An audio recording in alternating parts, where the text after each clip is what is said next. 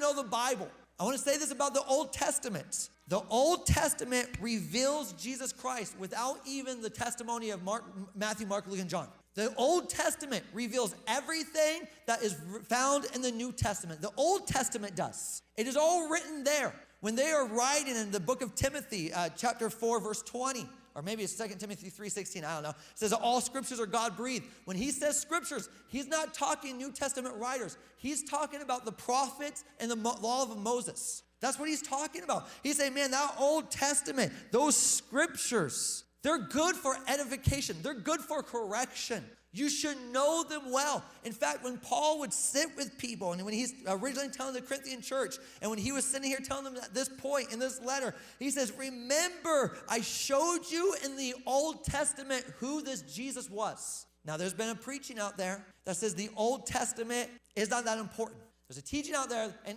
I'll be honest with you, you felt it too. You read the Old Testament, all you keep thinking is, I can't wait to get to the New Testament. But when we say this, all the writings of the New Testament have no foundation unless you know the Old Testament. All the New Testament, you will not have understanding without first understanding what the Old Testament was even saying.